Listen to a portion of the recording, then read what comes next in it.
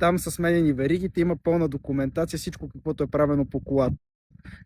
Да, това е кола на 210 000 км, но е обслужено всичко от до, сменени са всичките скъпи консумативи, ревизиран двигател с сменени вериги и така нататък, т.е. колата е напълно готова за каране.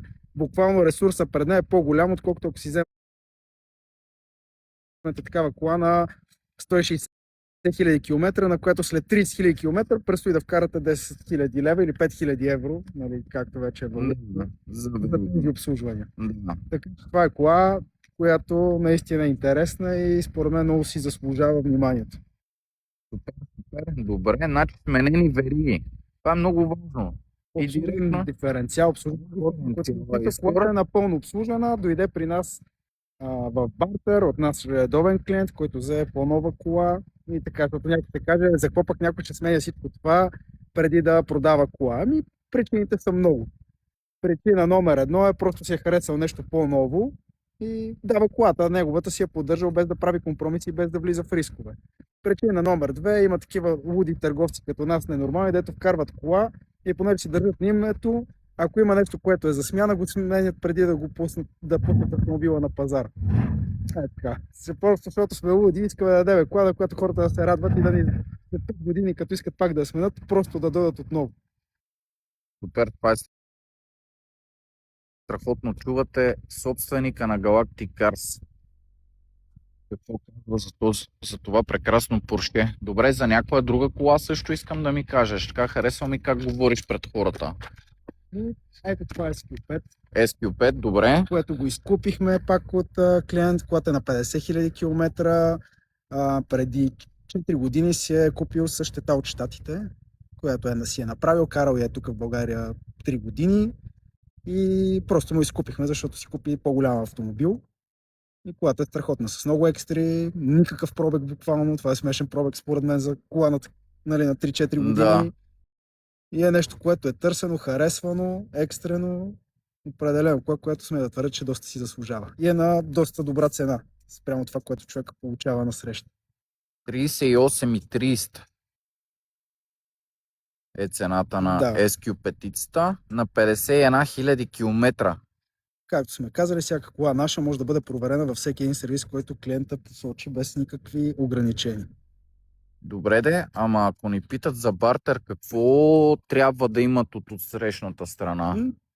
Доказуема история. Не правим компромиси с пробега. Тоест, дори да има някакъв механичен проблем колата или да има някакви забележки, можем да ги устойностим в пазарлъка, но кола с манипулиран километраж не купуваме. Това е абсолютно безкомпромисно работим. Добре, а ти сега за първи път вече от така...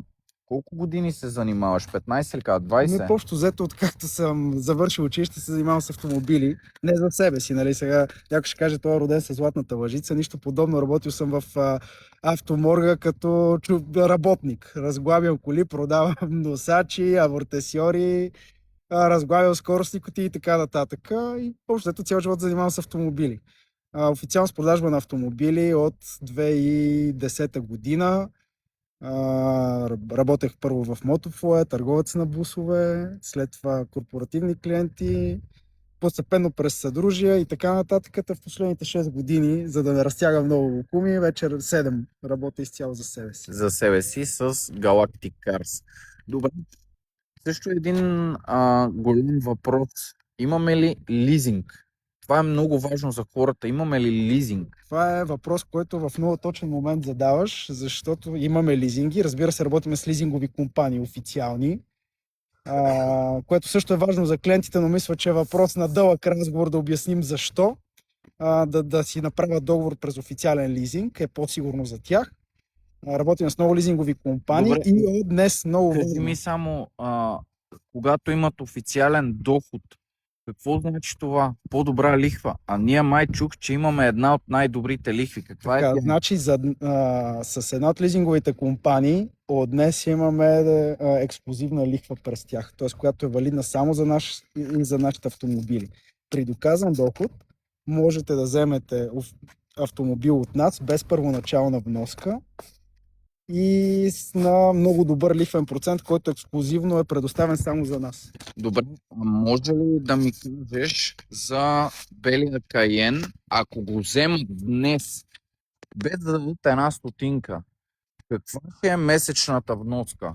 Могат да го вземат при най-добрите условия, възможни на 290 евро месечна вноска. 290 евро. Тоест днеска може да си тръгнеш тази кола при доказани доходи, без, нали, с добра кредитна история, може да си тръгнеш с този автомобил днес и от следващия месец да плащаш по 290 евро на месец за него. Ама не ти трябва пари. Не, Само за нотариус. само за нотариуса. Добре. Само за нотариуса.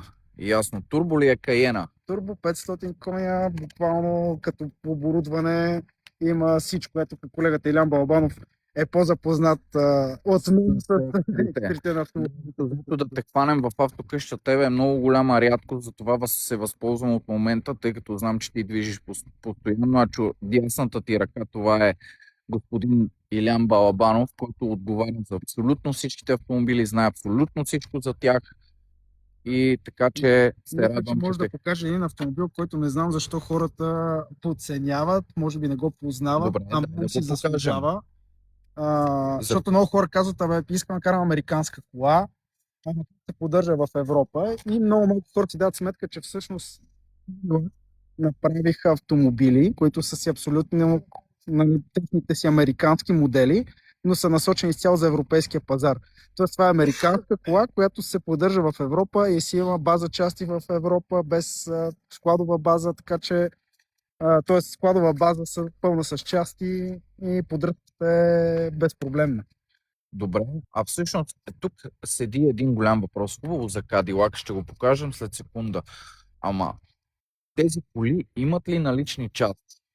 Или чака ли се? Какво се прави с... То реално това е много интересен момент, защото хората си казват, абе най-добре си вземеш кола от дилърство, на европейска марка и така нататък. Само че обаждаш се и си казваш, искам си запазя час да ми смените маслото. Да. И сервиз ти казва, чудесно, графика ни е пълен, елате след 5 работни дни. Само че ти си караш една американска кола, вече живееме в дигиталната ера, отваряш си сайта, дори да няма нещо налично. Добре, до колко време може да дойде, ако го няма До налично? 48 часа, до 3 дни, до 5 дни максимум пристига. Максимум до 5 дни от Америка. Но нещо много важно, Да? консумативите за американските автомобили, абсолютно всички консумативи ги има налични в България. Вече има доста много такива автомобили, доста са популярни и имат достатъчно резервни части на склад за основните обслужвания. Тоест не се налага да чакате и една минута. Взимате и си обслужвате колата, сега е веднага на момент. Мале, това е много интересно, защото хората по принцип много се притесняват от това. Един Дайте пример, го- който ще дадем е много пресен пример. Мгм. Кола американска идва, Ford Mustang, спукано челно стъкло вследствие на транспорта. Има налично в България челно стъкло за Mustang за веднага. От днес Пълно стъкло за Мустанг. А това се води едрогабаритна част, ако не се лъжа. А. Която малко по-трудно е да се... буквално едрогабаритни части се намират всякакви без проблем. А. Но това вече хората, които ги карат тези коли, го знаят така или иначе. Нали? Мисля, че не е новина, но Да, добре, да влезнем ето тук между колите и да покажем, да ни разкажеш така малко повече за Кадилака. Това е Cadillac XT5 Platinum. Това е една много интересна кола, която според мен отговаря на масовото и най-така желано търсене да бъде хем голяма вътре просторна, хем да има голям багажник, хем да има хубава визия, да вози комфортно, да не е скъпа за поддръжка и да е с бензин от двигател, който да може да му се слага газ, ако някой има желание. И това покрива абсолютно всичките тези критерии. Това е кола правена конкретно за европейския пазар, продавана в дилърство в Люксембург, оттам идва в България. В България има един единствен собственик, който е тотален педант. Всичко е обслужвано по предписание на производителя. Обслужване е скоростна кутия, както казват на 85 000 км, т.е. производителя казва между 80 и 90 000 км да бъде обслужена, човек си обслужил на 85. Буквално с всички екстри, които се предлагат за модела, има толкова много глезотийки, че Добре, не стигне времето да ги добре, а коментирам. тук идва интересното пак. Тя е регистрирана, тъй като предполагам, ние сме изкупили на бартер, нали така? Или... Тук е по-специфична ситуацията. Тук помагаме за продажбата на наш близък приятел, който си купи друг семейен автомобил и съответно му помага да продаде, защото колата е с наистина безупречна история. Той нито има времето, нито желанието да се занимава с продажба на автомобил и ни се е доверил напълно за това нещо. В такъв случай какво? Ако някой човек има кола, която е с доказуеми километри, не просто на листче, а Carfax, дали ще е от представителство, нали, можем да я вземем и да му я продадем вместо него. Имаме такава опция, но само за такива автомобили. Тоест, всяка една кола, преди да я пуснем за продажба, трябва да сме проверили, да сме сигурни в състоянието. Добре, носим ли ключа от Кадилака? Можем ли да отключим?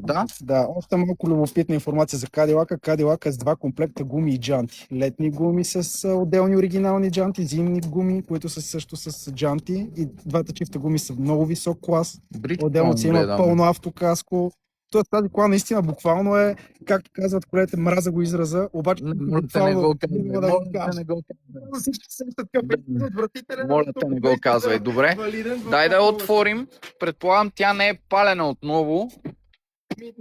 80 коли ние няма как да ги палим постоянно. Така че, не, господин Балабанов, моля ви време се. той да влезе в кадър, защото моите задължения започват да ме... Да, моля ви се, аз съм просто фотографа. Ема тя пали хубаво на студено, бе. Защо пали нормално? Не трябваше ли да... Какво да видим? На български е цялостно са менюто.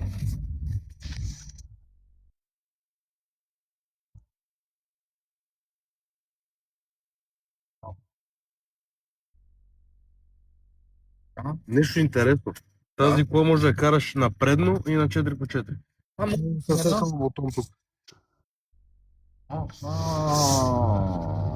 Добре. И включва също така и цилиндри, може на 4